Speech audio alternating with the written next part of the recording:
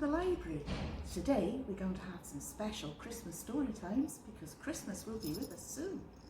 So today we're going to read the book Alfie, Alfie's Christmas by Shirley Hughes. And Alfie is getting really excited about Christmas coming.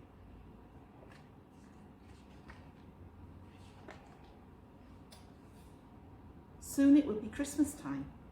Alfie's little sister, Annie Rose, was too little to understand about Christmas, but Alfie was thinking about it a lot. He was making decorations and cards to send to his friends. He had a calendar to help him count off the days. It had a picture of baby Jesus and Mary and Joseph, and the shepherds and the angel, and the animals, and the three kings bringing presents, and the stars shining above. They sang songs about it in nursery school. Alfie was helping with the cooking. He made some delicious biscuits in the shape of Christmas trees.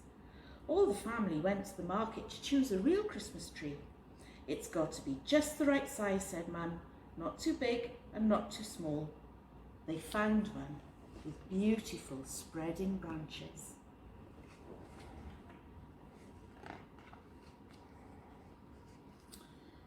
Alfie helped Dad to carry it into the living room. It smelled lovely. Then Dad fetched the big box of decorations from the attic. They spent a lot of time arranging them on the tree. When they had finished, they switched on the fairy lights and left the curtains open so that all the people passing by could see it. To wish everyone a happy Christmas, said Mum. Look at that tree, isn't it beautiful?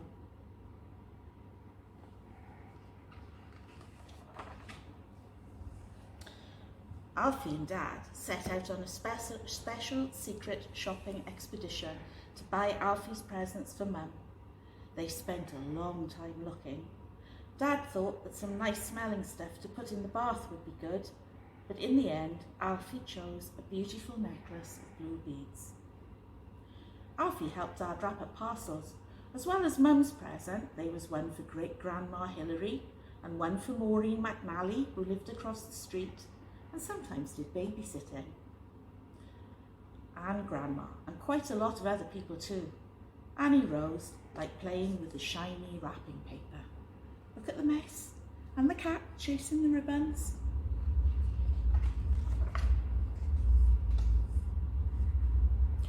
Now the house was full of secrets and packages that you weren't allowed to look inside. There was one thing that was really carefully hidden, and that was Alfie's present for Dad. It was a very special flower pot, which Alfie had decorated at nursery school. In it was a tiny green shoot, which was pushing up through the earth, and soon it would turn into a beautiful spring flower. Mum helped Alfie to make a list of all the presents he wanted. It was quite a long list. Then she helped him write a letter to Father Christmas. Alfie drew a picture of himself to go with it, and they put their address at the top. Then they put it in an envelope with "To Father Christmas" written on it, and Mum helped Alfie post it in the pillar box at the end of their street. "Will he get it all right?" said Alfie. "Sure to," said Mum. Christmas Eve came at last. As it began to get dark, some carol singers came to their street, and Mum and Alfie stepped outside to join in. Alfie put a little plate of snacks on the hearthrug for Father Christmas in case he felt hungry. He was worried that their fireplace wasn't big enough for Father Christmas and his sack of presents to get through, but Mum said she was sure he'd manage somehow. At bedtime, Alfie hung up his stockings at the end of his bed. Annie Rose had hers on the chair near her cot. Alfie's oldest, most favourite toy, Flumbo, had a little stocking of his own.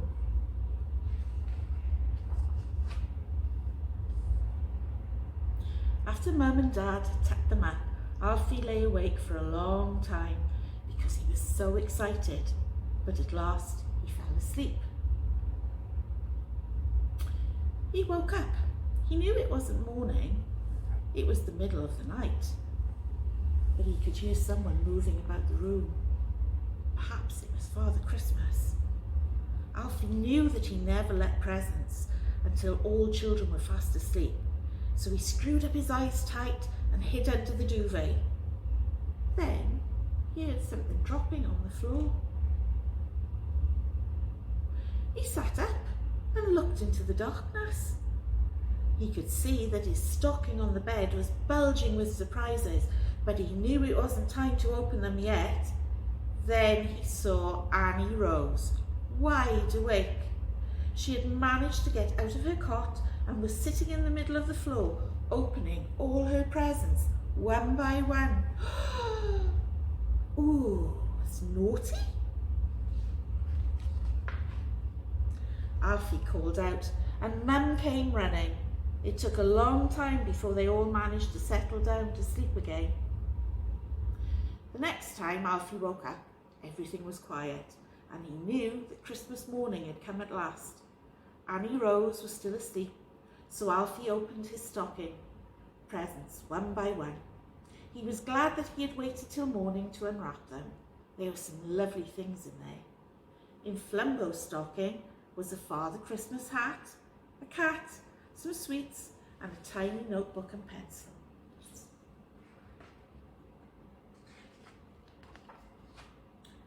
Now it's Christmas Day, and Alfie ran downstairs to look at the tree, and there, propped up against it, was a scooter.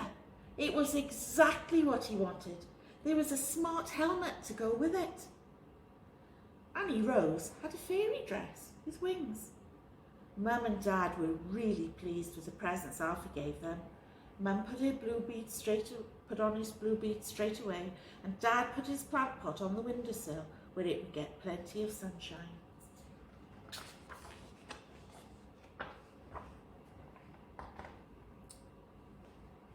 Mum and Grandma set out for church. They took some cakes and sandwiches and some of Alfie's special biscuits to share with people who had no home to go to. While they were out, Alfie and Annie Rose played with their new toys, while Great Uncle Will helped Dad to get the Christmas dinner ready. Then they all sat down to eat together. Look at that, all that lovely food. Do you think they had turkey or beef? And do you think they had Christmas pudding for dessert? Lots of lovely things to eat.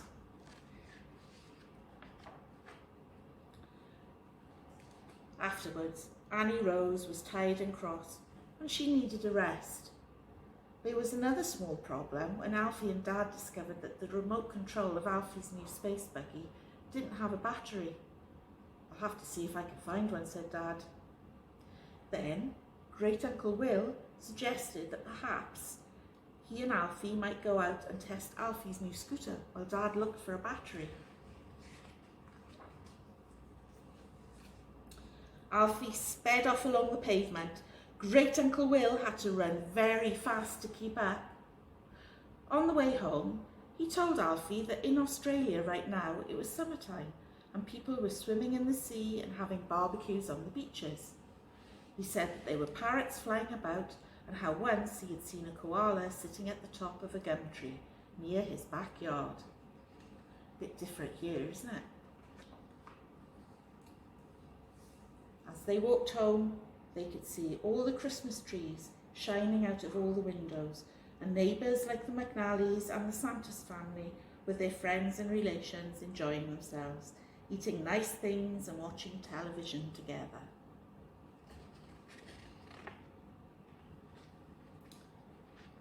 When they got home, they found Dad and Grandma on the front doorstep with Annie Rose. She had woken up in a good mood and was waving her fairy wand. Dad had found a new battery. "I like Christmas, don't you, Great Uncle Will?" said Alfie. "You bet," said Great Uncle Will. So they had a lovely Christmas, and I hope you will too. Bye.